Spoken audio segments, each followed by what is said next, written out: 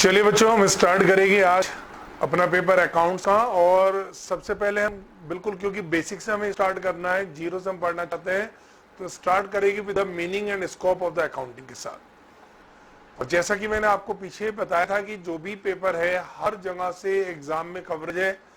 Theoretical portion भी आपके exam में आता है, ट्रू फॉल्स के रूप में भी आता है, तो ये बहुत इंपॉर्टेंट एरिया रहेगा। और वैसे भी कहीं पर अगर आप में से कुछ बच्चे जो कि कॉमर्स बैकग्राउंड से नहीं है, साइंस साइड से है, तो उनको तो मजा आएगा यहाँ पर, क्योंकि हम बिल्कुल बेसिक ABCD से स्टार्ट कर रहे हैं।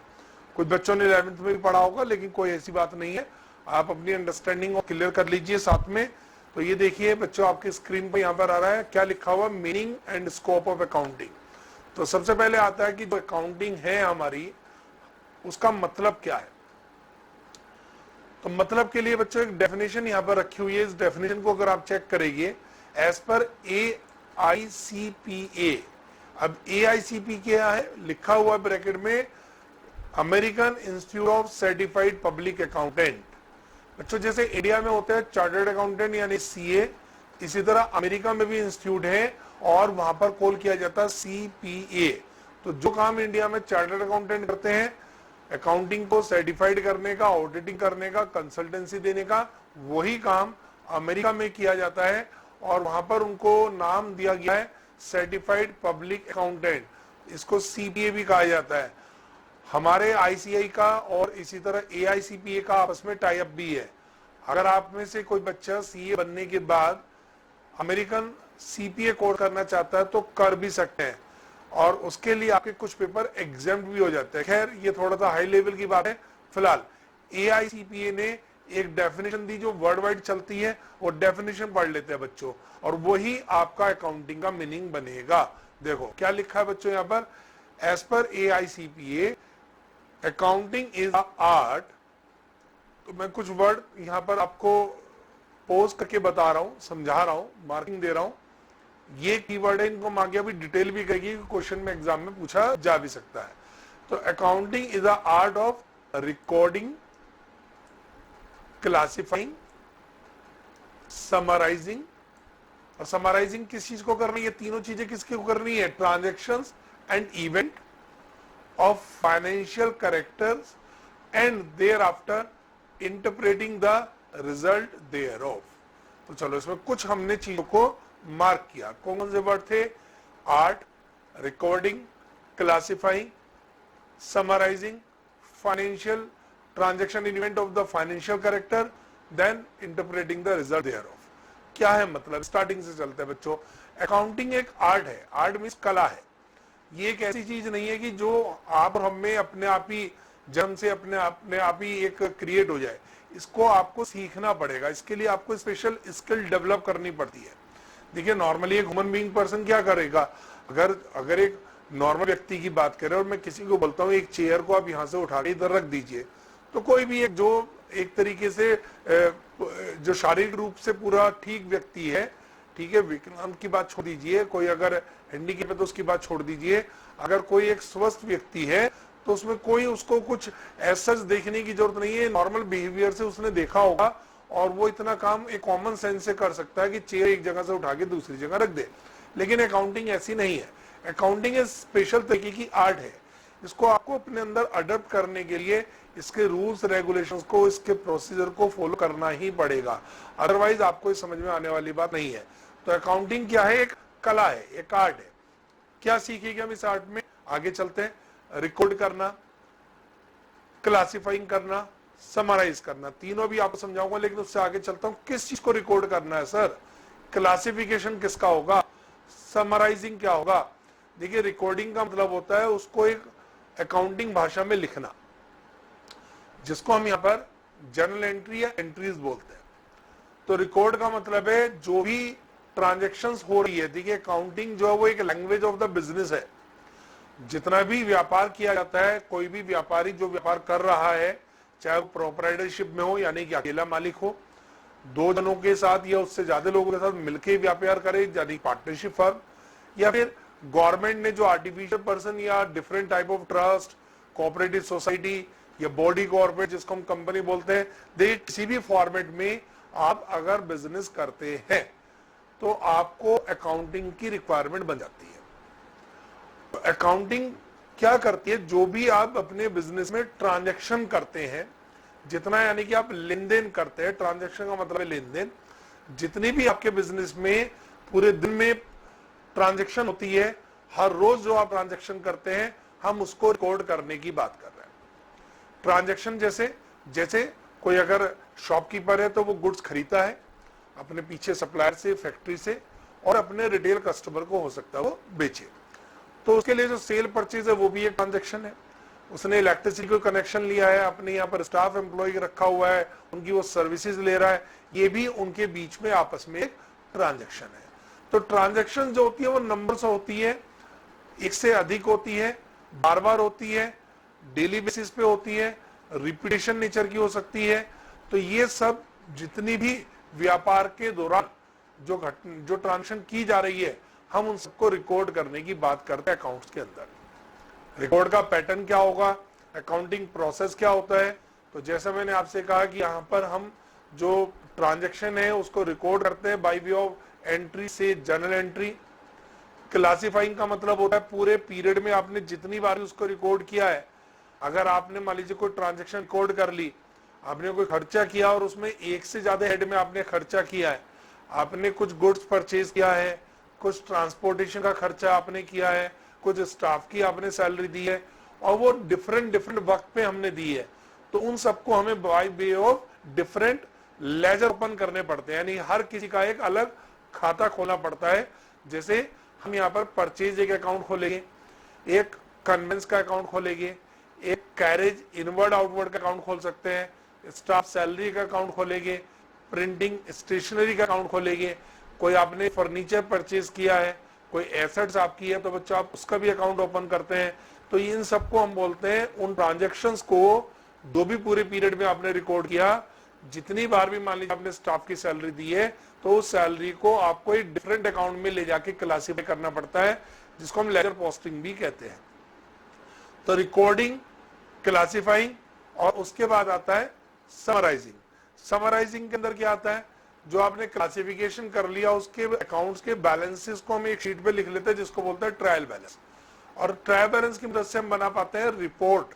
रिपोर्ट कौन सी, फाइनेंशियल रिपोर्ट, जैसे trading P and account, balance sheet.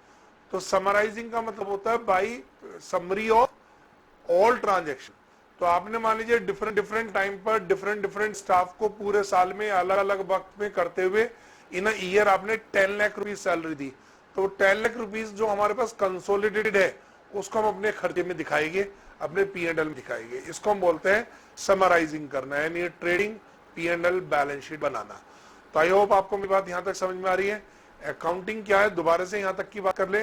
Accounting एक आर्ट है जिसमें हम रिकॉर्ड करते हैं, यानी कि जर्नलाइज करते हैं सभी ट्रांजैक्शंस को जो बिजनेस में हो रही है, क्लासिफाइंग करते हैं उनको समय समय पर, और किसी पीरियड एंड पर, जो कि नॉर्मली फाइनेंशियल ईयर एंड होता है, आमतौर पे 31 मार्च, हालांकि कुछ जगह पर कैलेंडर ईयर भी यूज होता है, दिसंबर भी हो सकता है, कोई और डेट भी हो सकती है, but income tax point of view से हम नॉर्मली देखते हैं फाइनेंशियल ईयर जो क्लोज होता है वो आपका 31 मार्च। तो अकाउंटिंग पीरियड उसी को अडॉप्ट कर लिया जाता है।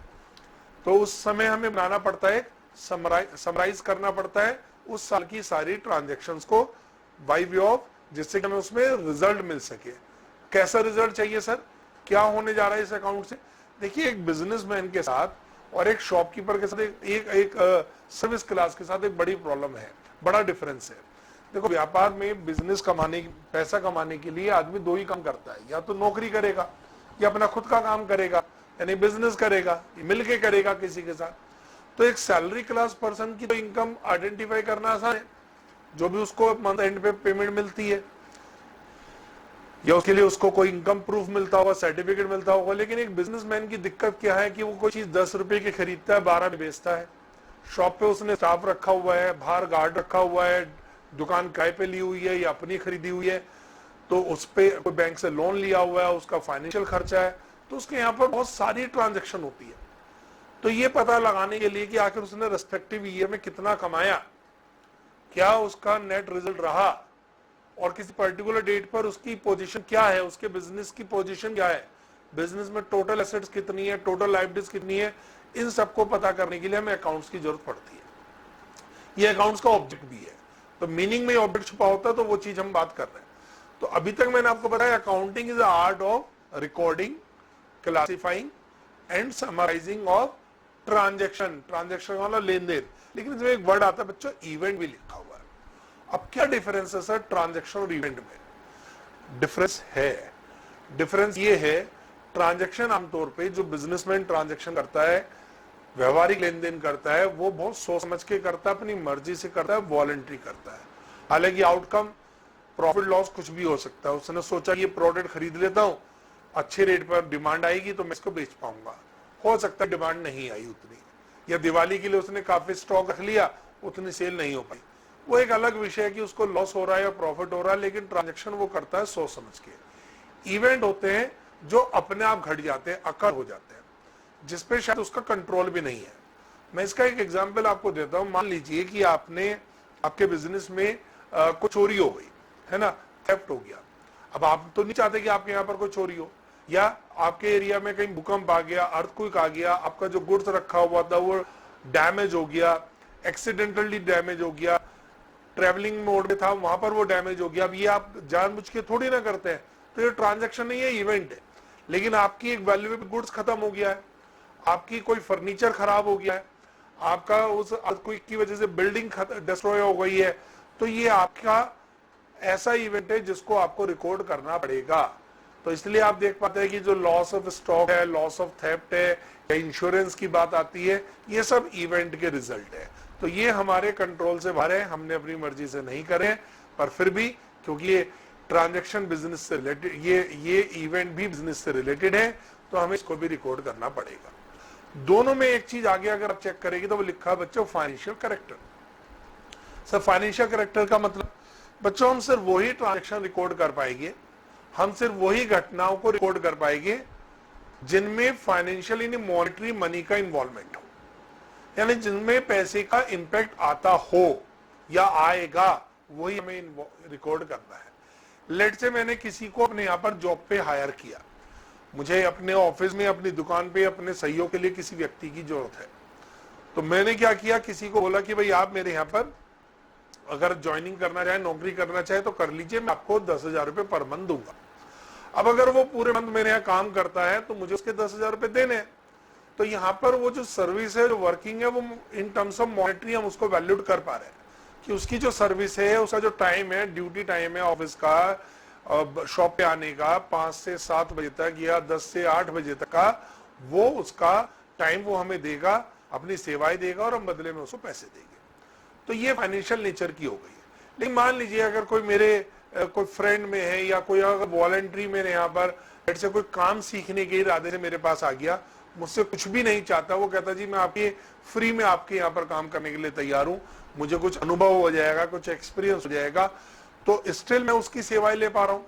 लेकिन यहाँ पर हमारी कोई फाइनेंशियल लेन देन की बात नहीं बन पा रही है, तो हम इसको रिकॉर्ड नहीं कर पाएंगे, चाहे मैंने सेवाएं वैसी ही ली है जैसी सेवाएं अभी मैंने 10,000 रुपए दे के ली थी। इसी तरह मैंने बात करी थी आपसे इवेंट पर, घटनाओं को रिकॉर्ड करना है, लेकिन कौन सी घटनाएं? सिर्फ वो जिनमें फाइनेंशियल कैरेक्टर इन्वॉल्व है, जिनमें पैसे का इन्वॉल्वमेंट बन पा रहा है। फॉर इलस्ट्रेट, जैसे मैंने आपसे कहा चोरी हो गई, मान लीजिए कोई दुकान से आपके 10,000 रुपए का माल चोरी करके लेके चला गया, तो ये घटना है जिसमें फाइनेंशियल लॉस हुआ है, तो आपको इसको रिकॉर्ड करना पड़ेगा।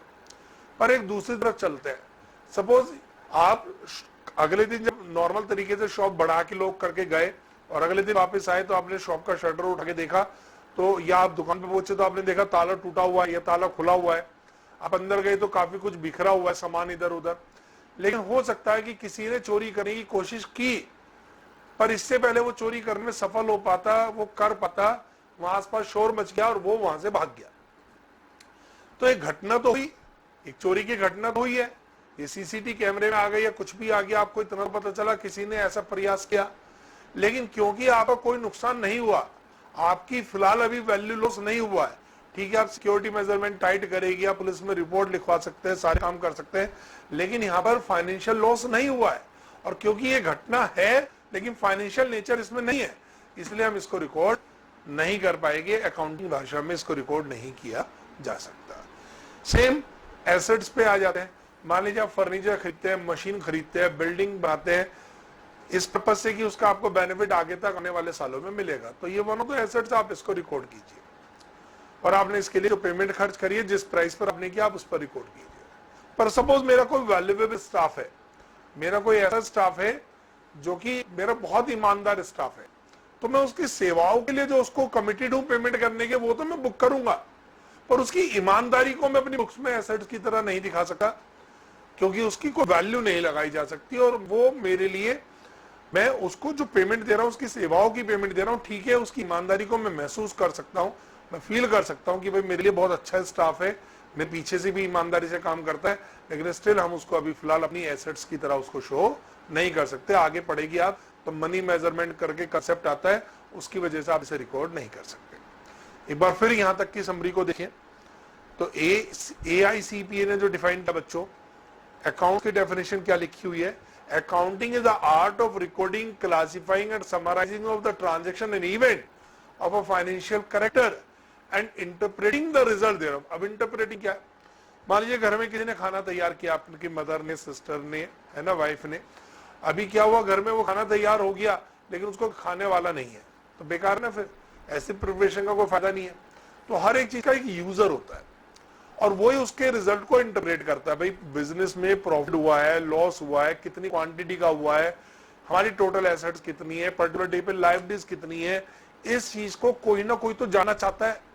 और वो जानने के बाद आगे बिजनेस और अच्छे तरीके से चला पाए या अकॉर्डिंगली आपके ऊपर गवर्नमेंट उसी हिसाब से टैक्स लगा सके, ये सारी चीजें जो है वो तभी हो पाएगी जब उसके रिजल्ट को कोई इंटरप्रेट कर रहा होगा।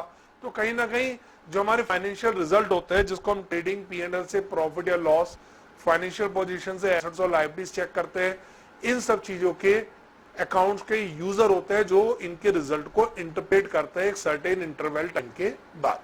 तो ऐसा नहीं है ट्रेडिंग P&L बना लिए गए और साइड में उठा के रख दिए, ऐसा नहीं होता है। इसको हम इंटरप्रेट करते हैं, यानी कि इसका यूज करते हैं। तो यूजर ऑफ अकाउंट्स होते हैं। आगे भी मैं आपको बताऊंगा, user of account divided into two parts, internal और एक्सटर्नल। तो इंटरनल एक्सटर्नल यूजर होते हैं।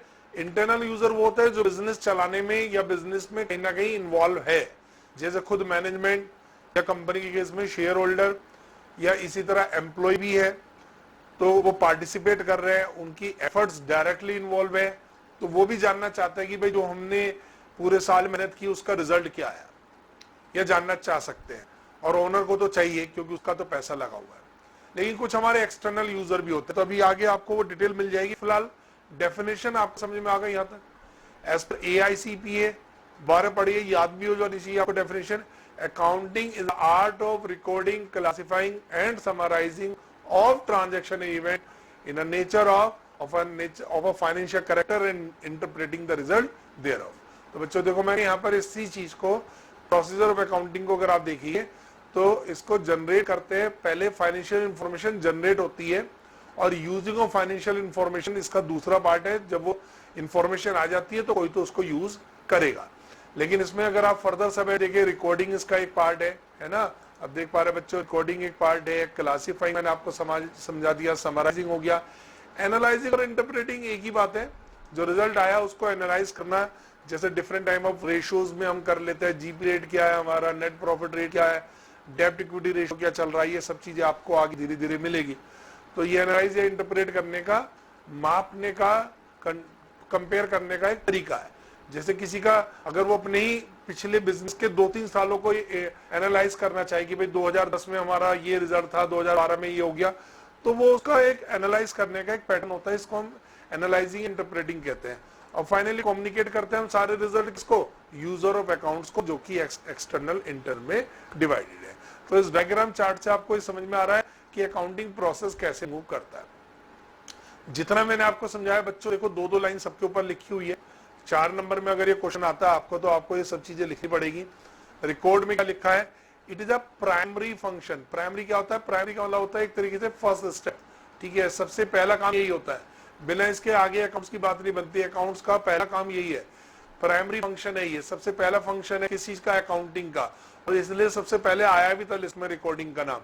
अकाउंटिंग मेंटेन अ लेकिन याद रखिएगा सिस्टमेटिक रिकॉर्ड करना बच्चों। सिस्टमेटिक रिकॉर्ड का क्या मतलब है, ऐसा नहीं है मान लीजिए अब सिस्टमेटिक भी आगे अगर आप देखेंगे ऑल द ट्रांजेक्शन, सारे ट्रांजेक्शन रिकॉर्ड करनी है और sequence of their date record करनी है। तो जो अकाउंटिंग बुक है जिसको हम जर्नल बुक बोलते हैं, तो जब आप उसमें एंट्री, उसमें जर्नल एंट्री लिखते हैं तो बच्चों वो डे वाइज लिखनी है, आपको टाइम वाइज लिखनी है। अगर पॉसिबल हो तो एक दिन में आपकी पहली एक घटना 10 बजे हुई है 11 बजे, तो 10 बजे वाली पहले रिकॉर्ड की जाएगी, 11 बजे वाली बाद में रिकॉर्ड की जाएगी। आप ऐसा नहीं कर सकते कि आपकी चॉइस में कुछ ट्रांजेक्शन छोड़ दे, कुछ को रिकॉर्ड कर ले, तो फिर वो आपको यूजफुल रिजल्ट नहीं देगा। सारी ट्रांजेक्शन जो फाइनेंशियल नेचर की है सबको रिकॉर्ड करना होगा और सिस्टमेटिक रिकॉर्ड करना पड़ेगा, यानी एक सिस्टम बनाना पड़ेगा। सिस्टम का मतलब डेट वाइज सिस्टम होता है यहाँ पर। तो आपको पहले अगर मान लीजिए financial year start from the 1 अप्रैल है, तो पहले ट्रांजेक्शन 1 अप्रैल की रिकॉर्ड होगी, फिर 2 अप्रैल की होगी, फिर 3 अप्रैल की होगी, उस तरीके से आप इसको रिकॉर्ड करेंगे। अगला हमने सीखा था क्लासिफाइंग समराइजिंग, एक साथ समझा दिया है। After recording these transaction classify by the opening account, मैंने आपको बताया था ना, आप अकाउंट ओपन करेंगे जैसे स्टाफ की सैलरी का account, sale account, purchase account, है ना, different type of carriage, outward, inward, insurance, printing stationery, electricity, telephone, ये सब लेजर अकाउंट ओपन होते हैं। लास्ट हम क्या करते हैं, जो रिकॉर्डेड एंड क्लासिफाइंग इंफॉर्मेशन है उसको समराइज कर देते हैं in form of trading, P&L और बैलेंस शीट के रूप में। तो ये इस तरीके से बच्चों यहाँ पर, ठीक है, आप रिकॉर्ड कर पाते हैं, समराइज कर पाते हैं ट्रांजेक्शन को ट्रेडिंग, P&L अकाउंट के रूप में, बैलेंस शीट के रूप में। तो मैंने थोड़ा हाईलाइट भी कर दिया, आपको ये समझ में आएगा। सही है जी, यहां तक की बात समझ में आ गई। फिर फाइनेंशियल नेचर होना जरूरी है। ओनली वर्ड लिखा है तो ध्यान दीजिए, सिर्फ वही रिकॉर्ड हो सकती है ऐसी ट्रांजेक्शन इवेंट जो कि फाइनेंशियल नेचर में वो रिकॉर्ड हो सकता है, इसके अलावा नहीं हो सकती। इफ अ ट्रांजेक्शन और event has not financial character, it can not be express in term of money, तो therefore it will not be recorded. तो चोर ने चोरी करने का प्रयास किया लेकिन लॉस कुछ नहीं हुआ, तो अकाउंट्स में रिकॉर्ड नहीं हो सकता ये, ठीक है। Interpreting the result, accounting information में भी इंटरप्रेट का मतलब होता है उसको समझने की कोशिश करना with the help of certain technique. ये टेक्निक आगे धीरे धीरे चल के आपके टॉपिक्स में भी डिवाइडेड मिलेगी, रेशियोज में, फंड फ्लो में। तो ये सब आपके इंटरमीडिएट लेवल पर है। फिलहाल फंड फ्लो और रेशियो का टॉपिक, पहले रेशियो का टॉपिक आपका फाउंडेशन में था लेकिन अभी इसको हटा दिया गया है, पीछे जो कोर्स में चेंज आया, अभी ये आपका इस लेवल पर नहीं है, ये सब आप पढ़ेंगे इंटरमीडिएट लेवल पर। कम्युनिकेट करना है, किसको कम्युनिकेट करना है, जो रिकॉर्डेड डाटा है, यानी जो रिजल्ट डाटा तैयार हो गया समरी फॉर्म में या ओरिजिनल फॉर्म में, उसको कम्युनिकेट किया जाता है रेलेवेंट यूजर्स को। मैंने आपको कहा था यूजर है, इसमें एक वर्ड यूजर्स में आ रहा है, जैसे ओनर है, क्रेडिटर्स बोलते हैं जिनसे माल खरीदते हैं, आपके सप्लायर, बिजनेस मैनेजर जो कि बिजनेस को चलाने, जो चला रहे, जो एग्जीक्यूटिव है, जो सीईओ है, जो आपके ब्रांच, जो आपके बिजनेस मैनेजर है, वो सब इसमें काउंट होते हैं। तो ये सब इसके यूजर होते हैं, इनको रिजल्ट कम्युनिकेट किए जाते हैं। एक और डायग्राम आप देख रहे हैं, इसमें ऑब्जेक्टिव आपको अब जो पढ़ लिया उसी को हमने थोड़ा सा यहाँ पर और थोड़ा आपके लिए कोशिश की है कि आप इसको डायग्राम फॉर्म में देख पाए। तो ऑब्जेक्टिव ऑफ अकाउंटिंग में क्या लिखा है, आया था रिकॉर्ड करना है ट्रांजेक्शन को, लेकिन सिस्टमेटिक, तो इस बार ये वर्ड थोड़े ऊपर नीचे कर दिया, systematic recording of transaction. Ascertaining of result में, यानी कि इसमें हमने समराइजेशन तक की बात कर ली है, तो ट्रेडिंग P&L बैलेंस शीट बनाने की बात यहाँ पर आ गई है।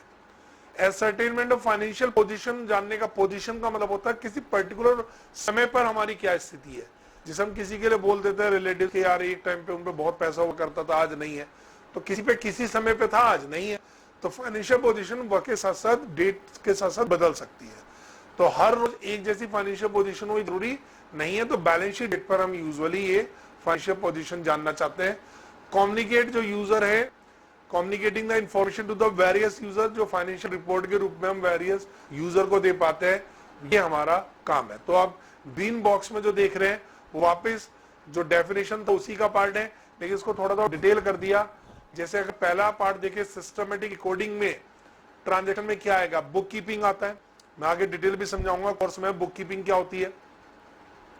जो किताब मैंने आपसे कहा था आप लिखिएगा, रखिएगा अपने पास और डेट वाइज उसमें रिकॉर्ड कीजिए, और उसको रेगुलर बेसिस पे आपको लिखना चाहिए, टाइम टू टाइम आपको लिखना चाहिए, और उसके बाद उसकी लेजर कॉस्टिंग करना, उससे ट्रायल बैलेंस तक बनाना, तो ये जो रेगुलर प्रोसेस है ना, इसको बोलते हैं बुक कीपिंग, और इसके अंदर journal, ledger and trial balance तक शामिल है। उसका जो रिजल्ट हमें मिलता है ना, वो रिजल्ट इससे नहीं मिलता, ये तो हम लिखते चले गए। मान लीजिए डिफरेंट डिफरेंट डेट पर मैंने सैलरी दी, पूरे साल में 10 लाख सैलरी का टोटल बता रहा है सैलरी का लेजर अकाउंट, और वही मेरा बैलेंस आ गया ट्रायल बैलेंस में, तो ये एक मेरा बेस तैयार हो गया, इसको बोलते हैं बुक कीपिंग। लेकिन अभी बुक कीपिंग मुझे रिजल्ट नहीं दे पाएगा जब तक मैं मैचिंग कंसेप्ट से इनकम को और एक्सपेंसेस को आमने सामने नहीं रखूंगा, तब तक मुझे रिजल्ट नहीं मिल पाएगा। तो यहाँ पर आपको जो दूसरा पार्ट है असर्टेनमेंट ऑफ रिजल्ट, उसमें क्या क्या आता है, उसके अंदर मैन्युफैक्चरिंग अकाउंट बनता है जब चीजों को प्रोड्यूस किया जाता है, ट्रेडिंग है, P&L अकाउंट है, ये सब चीजें बनती है, इसको हम बोलते हैं रिजल्ट देते हैं। ये बताते हैं कितना आपको लाभ हानि हुई है, कितना प्रॉफिट लॉस हुआ है। और फाइनेंशियल पोजीशन जो कि एज ओन होती है, देखो बड़ा फर्क है, ट्रेडिंग P&L बनता है फॉर अ पीरियड, जैसे 1 साल के लिए, 12 महीने के लिए, या 6 महीने के लिए भी बन सकता है।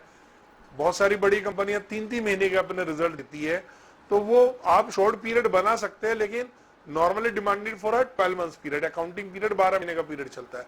तो trading P&L account for a period result देता है, जबकि बैलेंस शीट बनती है एज ओन, जो कि last date of the financial year होती है, जैसे 31 मार्च।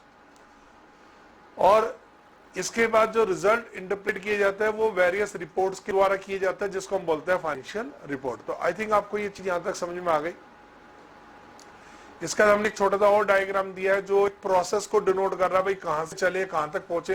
तो देखो सबसे पहले इनपुट होता है, भाई कोई चीज आप बनाना चाहते हैं तो उसका कोई इनपुट तो होगा, फिर उसका एक आउटपुट होगा। तो अकाउंटिंग में एक प्रोसेस है, तो जैसे आप चाय बनाते हैं, कॉफी बनाते हैं, तो उसकी एक स्टार्टिंग करते हैं, कुछ आपको कंपोनेंट चाहिए, आपको दूध चाहिए, कॉफी चाहिए, चाय चाहिए, है ना, कुछ आपको सपोर्टिंग चाहिए, आपको गैस चाहिए, यूटेंसिल चाहिए, उसके बाद तो एक आउटपुट क्रिएट हो गया, और फिर कोई ना कोई उसका यूजर होगा जो उसको पिएगा। तो हर एक चीज का एक प्रोसेस है। तो ये एक आइडेंटिफिकेशन ऑफ ट्रांजैक्शन के प्रोसेस को आप समझिए जरा। इनपुट क्या है, economic event and transaction measure in financial term. मैं पहले बता चुका हूं, ट्रांजैक्शन और इवेंट हमें लेनी है जो फाइनेंशियल नेचर की है, ये इनपुट में आता है। अकाउंटिंग साइकिल हम क्या क्या करते हैं, रिकॉर्ड करते हैं ट्रांजैक्शन को इन the books of original entry. देख पाए इसको, कलर भी थोड़ा सा चेंज कर देते, चलो। Recording of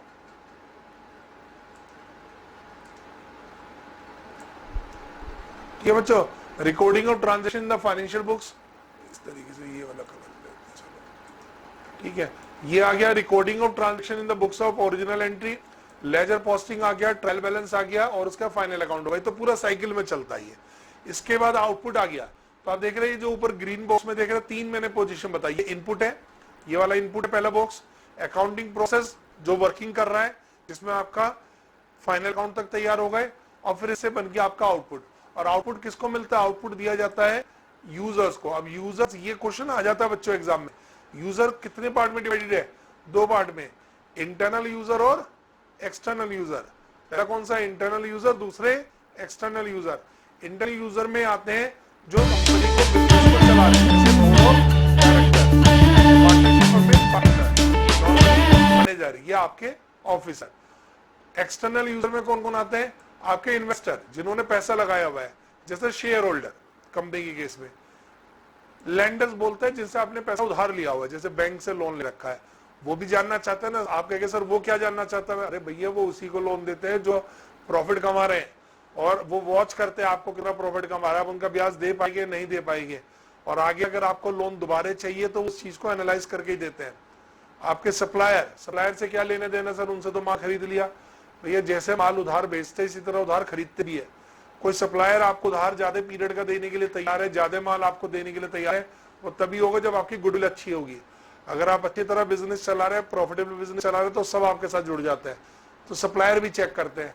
government agency, government जब भी तो टैक्सेस ले पाएगी, इनकम टैक्स है, जीएसटी है, बाकी और पीएफ कंट्रीब्यूशन है, सारी चीजें आपके बिजनेस सिनेरियो पे डिपेंड करती है। और कस्टमर, अरे सर कस्टमर हमारे यूजर कैसे होते हैं, बिल्कुल होते हैं बच्चों, जानना चाहते हैं। कस्टमर उसी के साथ जोड़ना चाहते हैं जो कंपनी की खुद की गुडविल है। अगर घर में टीवी आपने लगा लिया, सोनी का टीवी लगा लिया आपने, तो उसमें एक ब्रांड है, आप चाहते हैं कि जिस चीज का आप प्रोडक्ट यूज कर रहे हैं वो चीज आगे चले। तो अगर कोई सोनी की बुराई करेगा, पता चलेगा कंपनी डूब रही है, इसमें फ्रॉड हो रहा है, तो आप जब टीवी देखेंगे ना, तो आपको ऐसा लगेगा यार आपने गलत चीज खरीद ली, गलत कंपनी का खरीद लिया, हो सकता है इसमें भी कमी आओ। लेकिन अगर आप ऐसी चीज का इस्तेमाल करते हैं, ऐसे प्रोडक्ट का इस्तेमाल करते हैं जिनके रिजल्ट बहुत अच्छा है, रिजल्ट साउंड है, न्यूज में आ रहा है कि इन्होंने बहुत तरक्की की है, बहुत बढ़िया कंपनी है, तो वी फील अ प्राउड। तो कस्टमर भी उसी के साथ जुड़ना चाहता है जिनके रिजल्ट अच्छे है, बेहतर है, क्योंकि आगे तभी वो आफ्टर सेल सर्विसेज भी दे पाएंगे। अब एक कंपनी खुद ही डूब रही है और आप उसकी कार खरीद ले, उसकी बाइक खरीद ले, आपको पता है ना आगे इसका सर्विस नहीं मिलेगी, इसके पार्ट्स नहीं मिलेंगे। तो जो कंपनी अच्छी चल रही है उनके साथ जुड़ने का फायदा ये होता है कि आपको लॉन्ग लास्टिंग सर्विस मिलती रहती है, तो कस्टमर भी वही देखते हैं। तो ये सब यूजर होते हैं बच्चों। तो आई सपोज कि डायग्राम आपको यहाँ पर अंडरस्टैंड कर पा रहा है, जो हमारा पर्पस है। आगे बढ़ाते हैं। ये सब मीनिंग एंड स्कोप का पार्ट है। अभी हमने मीनिंग कवर किया, सही पूछा। अभी तक हमने क्या किया बच्चों? मीनिंग हमने पढ़ा, डेफिनेशन पढ़ी AICPA से, उसको डिटेल किया, डायग्राम की मदद से समझा। अब थोड़ा सा स्कोप की बात करते हैं। सर अकाउंटिंग का स्कोप कितना सीमित है? तो बच्चों ये टोटल आप देख रहे हैं, इसमें मैंने 4 पार्ट लिखे हैं। इसको ब्रांचेस या सब फील्ड बोलते हैं। ये 4 पार्ट का क्या मतलब है? ये 4 पार्ट का मतलब ये है बच्चों, देखो शुरू में जो 2 पार्ट है, बुक कीपिंग एंड अकाउंटिंग, ये वो है जो ऊपर डेफिनेशन में कवर होगा। बुक कीपिंग रेगुलर प्रोसेस चलता है आपका, ट्रांजेक्शन को रिकॉर्ड करना, लेजर पोस्टिंग करना, ट्रायल बैलेंस बनाना बुक कीपिंग है। और ट्रेडिंग P&L फाइनल अकाउंट तैयार करने को बोलता है अकाउंटिंग। तो अकाउंटिंग और बुक कीपिंग में एक डिफरेंस है। ये क्वेश्चन पूछा भी जाता है, what is the difference between book keeping and accounting. तो बुक कीपिंग का मतलब काम रिकॉर्ड करते हो, बस आप डेली ट्रांजेक्शन नोट कर रहे हो। कोई आपसे पूछे जी आज का फायदा नुकसान, भैया अभी नहीं पता चलेगा, अभी सिर्फ लिखते जा रहे हैं, लिखते जा रहे, लिखते जा रहे हैं। जो हो रही है घटना उसको आपको अकाउंटिंग लैंग्वेज में नोट करना, रिकॉर्ड करना, डबल एंट्री सिस्टम से रिकॉर्ड करना है, इसको बोलता है बुक कीपिंग। और उसके बाद किसी पीरियड एंड पर आके उस पीरियड तक का रिजल्ट समरी फॉर्म में तैयार करना, उस डेट पे फाइनेंशियल पोजीशन निकालना, ये अकाउंटिंग आता है। तो हमारे पास जो 2 एरिया हो गए वो कौन से हैं? ये डेफिनेशन से ही आपके वापस आ रहे हैं, इसलिए कोई टेंशन की बात नहीं है बच्चों। ये 2 एरिया हम एक साथ कंपेयर कर पाते हैं, बुक कीपिंग एंड अकाउंटिंग।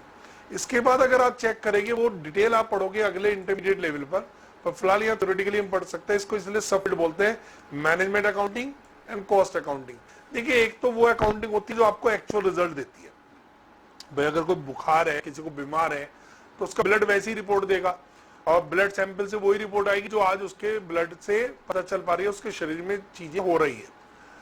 लेकिन अकाउंटिंग नॉर्मली वही देती है, पिक्चर बताती है किसी पर्टिकुलर पीरियड की या डेट की कि आखिर एक्चुअल फैक्ट्स क्या है। बट मैनेजमेंट कहीं ना कहीं अपनी पिछली ट्रांजैक्शन से, पिछले सालों की रिपोर्ट से आगे की डिसीजन लेना चाहता है, या अपनी उन अकाउंटिंग इंफॉर्मेशन को इस तरीके से, इस रूप में चाहता है जिससे उसे बिजनेस चलाने में मदद मिले, तो उसको बोलता है मैनेजमेंट अकाउंटिंग। एक तरीके की एडवांस अकाउंटिंग का पार्ट है। तो बच्चों ये सब चीजें आप आगे इंटरमीडिएट में फाइनल लेवल में आप डिटेल पढ़ेंगे। फिलहाल आपके लिए डेफिनेशन में यहाँ जरूर है, तो मैं आपको अभी समझा भी देता हूं। तो मैनेजमेंट अकाउंटिंग, कॉस्ट अकाउंटिंग एक तरीके से फर्दर फील्ड है अकाउंटिंग की। तो एक अकाउंटिंग तो ट्रेडिशनल अकाउंटिंग हो गई जो रिजल्ट आपको दे पा रही है, फिर अपने हिसाब से इंटरप्रेट करते रहिए। दूसरा अकाउंटिंग को इस मोल्ड में मेंटेन किया जा सकता है तो मैनेजमेंट को, बिजनेस को मैनेज करने में मैनेजमेंट की मदद करे, या फिर हमारे प्रोडक्ट वाइज कॉस्ट निकालने में मदद करे, उसको बोलते हैं कॉस्ट अकाउंटिंग। जैसे एक ऐसी कंपनी का एग्जांपल लेते हैं जो बहुत different type of variety of product बना रहे हैं। जैसे मिल्क बेस्ड इंडस्ट्री की बात करें, अमूल की बात करें, तो अमूल क्या करता है? अमूल का दूध भी आ रहा है, बटर भी आ रहा है, उसके उसके अमूल के आपके और डिफरेंट टाइप ऑफ दही भी आ रही है, और बहुत सारे प्रोडक्ट आ रहे हैं, पनीर भी आ रहा है। अब आप देखिए उन सबके सेल प्राइस एक जैसे है क्या? क्या आपको लगता है दूध और घी एक ही रेट पर सेल होता है? क्या आपको लगता है पनीर और दही एक ही रेट पर मिलती है? नहीं मिलती ना। जबकि कहीं ना कहीं सबका आधार दूध है, तो वो दूध से बनना शुरू होता है, फिर कुछ चीजें उससे क्रीमिंग पोर्शन अलग कर लिया जाता है तो घी बन जाता है, सेपरेट से अगर जाए तो वो दही बन जाती है, या उससे डिफरेंट चीज तैयार हो जाती है। तो बच्चों क्या होता है कि बहुत सारी खर्चे उनके कॉमन है और कुछ प्रोसेस अलग भी हो गए। तो जब तक अमूल वाले को अपना ये नहीं पता चलेगा घी की क्या कॉस्ट आ रही है, जब तक उसको नहीं पता चलेगा उसके यहाँ पर पनीर की क्या कॉस्ट आ रही है, तो वो प्राइस कैसे फिक्स करेगा? तो उसके लिए जो है ना, नॉर्मल अकाउंटिंग काम नहीं कर पाती, उसके लिए कॉस्ट अकाउंटिंग की रिक्वायरमेंट होती है। और ये सब आप इंटरमीडिएट में पढ़ेंगे, अलग से 100 मार्क्स का पेपर है कॉस्ट अकाउंटिंग के नाम से। तो टेंशन मत लीजिए, ये सब चीजें आपको आगे मिलेगी। फिलहाल यहाँ डेफिनेशन आ रही है सर। बुक कीपिंग क्या है जी? बुक कीपिंग बच्चों वापस वही है जो अभी हमने पहले देखा। Book keeping is an art of recording of business transaction in the books of original entry. तो जो सबसे पहली एंट्री बनती है और लेजर पोस्टिंग होती है, क्लासिफिकेशन आपको बताया था, वो बुक कीपिंग में आता है। तो क्लासिफिकेशन तक का काम रेगुलर बेसिस पर ट्रांजेक्शन को ओरिजिनल एंट्री में रिकॉर्ड करना, उसको डिफरेंट लेजर में बांट कर उनमें ट्रांसफर करना, ये आपकी लेजर पोस्टिंग तक का काम बुक कीपिंग में आता है। इसको प्राइमरी काम भी बोलते हैं। सेकंड वर्क आता है, सेकंड काम होता है accounting. It start at the secondary stage, लिखा भी है सेकेंडरी स्टेज, सेकंड स्टेज है after book keeping. Book keeping के बाद ही अकाउंटिंग हो सकती है।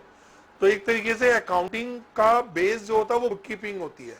अगर बुक कीपिंग नहीं है तो अकाउंटिंग नहीं है, और अगर अकाउंटिंग करनी नहीं है तो बुक कीपिंग किसके लिए रखना भाई। बुक कीपिंग रखने का पर्पस होता है कि अकाउंटिंग हो लास्ट में। तो it start at the secondary stage after book keeping. At this stage error are rectify. अब मान ली पूरे साल रिकॉर्ड करने में कोई आपकी घटना थी 5,000 की, वो 4,000 लिख दिया। डेबिट होना था राम को, कर दिया शाम को। तो बच्चे सारी रेक्टिफिकेशन भी हमें करनी पड़ती है। कुछ एडजस्टमेंट एंट्री की जाती है, जैसे पूरे साल फर्नीचर यूज कर रहे हैं, मशीन यूज कर रहे हैं, तो एक साल में उसकी वैल्यू घट जाएगी, तो उसमें डेप्रिशिएशन लगाना पड़ता है। तो डेप्रिशिएशन कायदे देखा जाए तो जितना आपने एसेट को यूज किया उसकी रिडक्शन इन वैल्यू का रिजल्ट है। तो यूज तो हम रोज कर रहे हैं, पर हम डेप्रिशिएशन एंट्री रोज नहीं बनाते, ये हम बनाते हैं ईयर एंड पर, फाइनेंशियल एंड पर। इसको बोलते हैं एडजस्टमेंट एंट्री। इसी तरह final account, trading P and L balance sheet की बात हो रही है, उनको प्रिपेयर करना। एनालाइज, इंटरप्रेटिंग, सब इन्होंने इसी के अंदर ऐड कर दिया है। तो जो हमारा डेफिनेशन थी उसको दो पार्ट में ब्रेक कर देते हैं। रेगुलर वर्क को बुक कीपिंग में डाल देते हैं। सर्टेन पीरियड एंड पर जो हम काम करते हैं उसमें रेक्टिफिकेशन भी है, उसमें एडजस्टमेंट भी है, फाइनल अकाउंट भी है, उसके रिपोर्ट तैयार करना भी है, वो सब आपका अकाउंटिंग में आता है। मैनेजमेंट अकाउंटिंग ऐसी अकाउंटिंग है, इस तरीके से अकाउंट्स को रखना या इंफॉर्मेशन को सप्लाई करना जो मैनेजमेंट को बिजनेस चलाने में मदद करे, उसको मैनेजमेंट अकाउंटिंग कहते हैं। It is related to supply of information. Information किसको? मैनेजमेंट को। For important decision making, management इन्हीं के आधार पर डिसीजन ले पाते हैं। जैसे मैं आपको बताऊं, हमारी फाइनेंशियल रिपोर्ट ने बताया कि आपकी सेल हो गई 2 करोड़, तो वो तो नॉर्मल अकाउंटिंग बताएगी पूरे साल में 2 करोड़ सेल की। लेकिन मैनेजमेंट सिर्फ ये नहीं जानना चाहता कि सेल टोटल कितनी है, वो जानना चाहता है नॉर्थ इंडिया में कितनी है, साउथ इंडिया में कितनी है, अगर पूरे इंडिया में वो काम कर रहा है। उसका कारण है कि उसको ये देखना पड़ता है उसका एक्सपेंशन कहां पर है, उसके ज्यादा क्लाइंटेज किस तरफ से है। तो वो जियोग्राफिकल तरीके से भी अपनी अकाउंटिंग की इंफॉर्मेशन चाहता है, जिसको हम बोल सकते हैं management accounting. For efficient running of the business के पर्पज से इस अकाउंटिंग का यूज किया जाता है, और इसका पर्पज ये होता है कि आने वाले समय में प्रॉफिट इंक्रीज हो।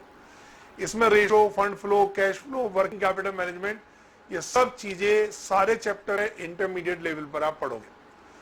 Cost accounting, it is a process of accounting for cost. इसका पर्पस कॉस्ट निकालना ही होता है, और प्राइमरी फंक्शन इसका कॉस्ट अकाउंटिंग का कॉस्ट डिटरमाइन करना ही है, यानी कॉस्ट का पता लगाना है प्रोडक्ट वाइज, प्रोडक्ट के हिसाब से।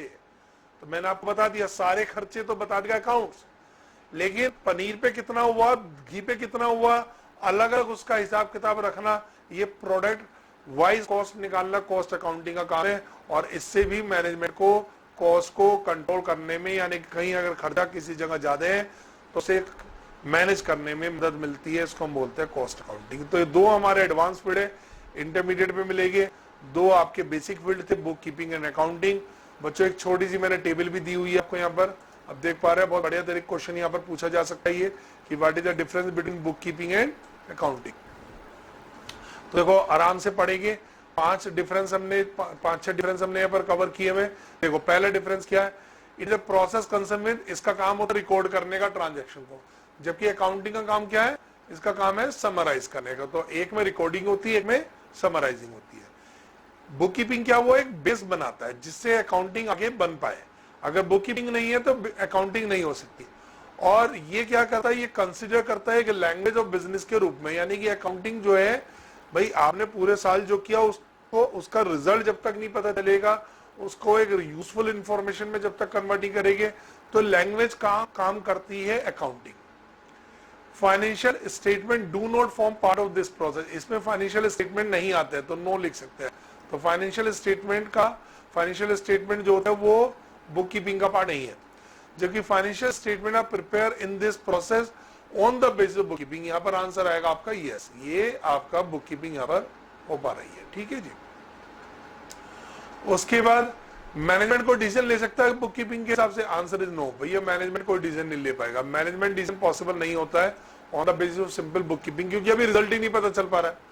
देखिए अकाउंटिंग आपको रिजल्ट देना शुरू कर देती है, तो यहां से संभव है कि आप इसमें मैनेजमेंट अपने को डिसीजन ले सके, अपने year two year profit analyse कर सके। देयर इज नो सब field of book keeping, book keeping के कोई फर्दर फील्ड नहीं होते। जबकि अगर अकाउंटिंग के सब फील्ड की बात करें तो मैनेजमेंट अकाउंटिंग या कॉस्ट अकाउंटिंग इसी का आगे चल के एडवांस पार्ट बनता है, इसलिए हम इसको बोल देते हैं सब फील्ड होते हैं। तो यहाँ पर आंसर नो रहेगा और यहाँ पर आंसर आपका यस होगा। बुक कीपिंग के ये सब फील्ड होते हैं या नहीं होते, तो सब फील्ड को लेके आंसर नो और यस। आखिरी डिफरेंस है financial position of business can not be ascertain. भैया फाइनेंशियल पोजीशन पता चलती है क्या? Answer is no. लेकिन यहां पर आपको फाइनेंशियल पोजीशन पता चलती है, बैलेंस शीट के रूप में आपके पास फाइनेंशियल पोजीशन मिलती है कि टोटल एसेट लायबिलिटीज किसी डेट पर कितनी है कितनी नहीं है। तो बच्चों ये आपका एक टोटल डिफरेंस है, एक बार समरी कर ले। टोटल 6 डिफरेंस आप देख रहे हैं। पहला, इसमें रिकॉर्डिंग होती है, दूसरे में समरी बनती है। अकाउंटिंग का बेस है बुक कीपिंग, अकाउंटिंग एक लैंग्वेज है बिजनेस की। फाइनेंशियल स्टेटमेंट नहीं बनता, बुक कीपिंग का पार्ट नहीं है, लेकिन अकाउंटिंग में आता है।